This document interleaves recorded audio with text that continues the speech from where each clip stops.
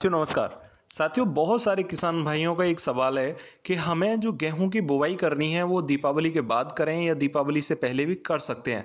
तो देखिए मैं आपको कुछ पॉइंट्स पर बात करना चाहूँगा कि जिनमें सबसे अगेती वैरायटीज़ हैं, जैसे डीवीडब्ल्यू की वैरायटी है 303 है 327 है। ये जो वैरायटी हैं ये वैरायटी चाहती हैं अगेता समय।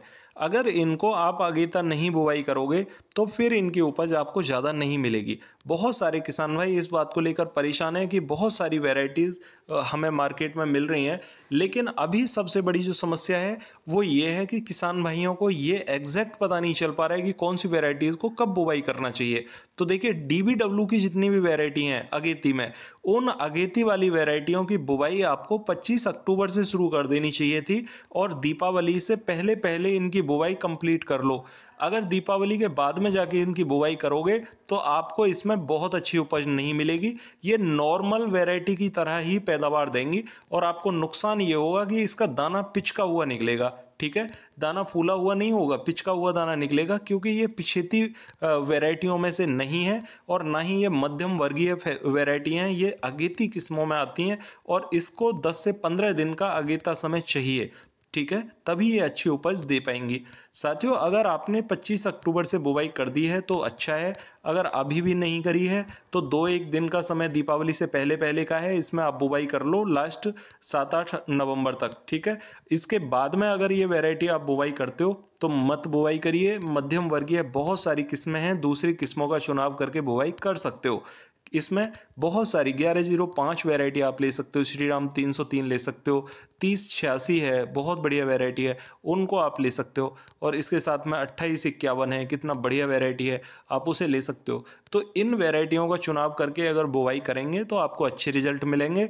अगर डीवीडब्ल्यू की 303 वगैरह की बुवाई करनी है तो आप दीपावली से पहले पहले उसे फिनिश कर दो। अगर अभी भी आप पलेबा करने के बाद में दीपावली के बाद बुवाई करोगे तो साथियों ये इतने दिन पिछेती किस्में हो जाएंगी, आपको ज़्यादा अच्छे रिजल्ट इसके नहीं मिलेंगे।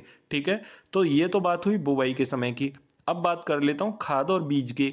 बहुत सारे किसान साथी यहाँ पर खाद पर ध्यान नहीं देते, क्योंकि वो सोचते हैं कि गेहूं की फसल में बहुत ज़्यादा खाद लगाने की ज़रूरत ही नहीं है ना, क्योंकि धान में ही लगाने की ज़रूरत पड़ती है, गेहूं तो ऐसे ही पक जाते हैं वहीं।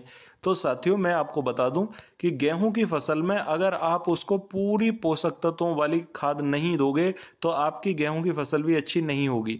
अब जितनी भी वैरायटी हाइब्रिड में आ रही हैं वो वैरायटी चाहती हैं कि उनको भी लागत लगे। अगर आप 1509 धान की तरह पूरे खाद को इस डीबीडब्ल्यू 303 में भी 1 महीने के अंदर या 35 दिन के अंदर नहीं दोगे ठीक ठाक तरीके से, तो आपको इतने अच्छे रिजल्ट नहीं मिलेंगे। अगर आपको डीबीडब्ल्यू 303 की उपज भी एक मध्यम वर्गीय किस्म की तरह मिले तो फिर क्या फ़ायदा हुआ इसकी बुवाई का। इसीलिए आप विशेषकर इस बात पर ध्यान दें कि अगर डीबीडब्ल्यू 303 वैरायटी है और वो ज़्यादा उपज देती है तो उसमें कुछ तो अलग होगा और कुछ आपको अलग करना होगा, उसे आप नॉर्मल तरीके से ना लें। इसकी एक तो बुवाई आप समय से पहले कर दें। दूसरी बात, आप इसमें खाद का विशेषकर ध्यान दें। इस खाद को आप जितने खाद को पूरी फसल में लगाते हो उसका 1.5 गुने खाद की ज़रूरत पड़ती है इस वैरायटी में। डीएपी भी ज़्यादा मात्रा में देना पड़ता है, पोटास भी ज़्यादा मात्रा में देना पड़ता है और सल्फर की मात्रा भी इसमें ज़्यादा लगानी पड़ती है, तब जाके इसकी उपज बढ़ती है या इसकी उपज 1.5 गुनी जाके होती है। लेकिन उतना फिर भी नहीं है कि जैसे 40 क्विंटल प्रति एकड़ की उपज किसी ने बोल दी और आपने मान लिया, तो ऐसा कुछ नहीं है। ठीक है, वही 27-28 क्विंटल प्रति एकड़ की होगी। लेकिन यह है कि आप जो 24 क्विंटल प्रति एकड़ की काटते हैं, अगर वो 28 तक हो जाती है तो 4 क्विंटल प्रति एकड़ का बढ़ रहा है। ठीक है, तो कुछ ना कुछ तो बढ़ के ही आएगा। तो मानो 4 क्विंटल भी बढ़ गया तो 8-10 हज़ार रुपए की तो एकड़ में पैदावार बढ़ी जाएगी। और आपको खाद अगर लगा रहे हो तो खाद कितना बढ़ेगा, 1000-1500 रुपए का। तो साथियों इस टाइप से अगर आप इसके कैलकुलेशन को करके और इस वैरायटी की इसकी जो किस्म का तरीका है उगाने का, या इसके जो फीचर्स हैं या इसकी विशेषताएं हैं, उनको ध्यान में रखकर इसकी बुवाई करोगे या इसमें खाद लगाओगे तो आपको अच्छे रिजल्ट ज़रूर मिलेंगे। लेकिन एक बात विशेषकर आपको ध्यान रखनी है कि खाद भी इसमें ज़्यादा लगेगा, इसकी बुवाई भी पहले होगी और पहले बुवाई करने के बाद इसमें पानी भी 1-2 ज़्यादा लगेगा। अगर आप पानी कम लगाते हो किसी के कहने से तो ध्यान रखना कि इसकी उपज पर सीधा इफ़ेक्ट देखने को मिलेगा, क्योंकि इसकी जो उपज रहती है अगेती इसलिए बुवाई करी जाती है क्योंकि ये मार्च में जाके ज़्यादा गर्मी में ना पहुँचे। अगर ज़्यादा गर्मी में चली जाती है फसल तो उस समय पर फसल पकती नहीं है। उस समय पर तेज़ हवा जो लू चलती है वो उसे सुखा देती है और सूखने से गेहूँ कभी नहीं पकता, वो दाना सिकुड़ जाता है। ठीक है? ये सारे किसान भाई जानते ही हैं। तो आपको उस अवस्था में गेहूँ को नहीं लेके जाना है कि गेहूँ को सिकुड़ना पड़े। अगर गेहूँ पूरा भरपूर पकेगा तभी आपको अच्छे रिजल्ट मिलेंगे। अगर आपको ये लगता है कि हम दीपावली के बाद में बुवाई कर पाएँगे तो आप दूसरी किस्मों का चुनाव कर लें। 1105 है, अच्छी किस्म है, आप उसका चुनाव कर सकते हैं। 3086 है, उसकी बुवाई कर लो, या 2851 है, वो भी अच्छी उपज देने वाली किस्म है, उसकी बुवाई कर सकते हो। 2967 है, सदाबहार किस्म है, उसकी बुवाई कर लो।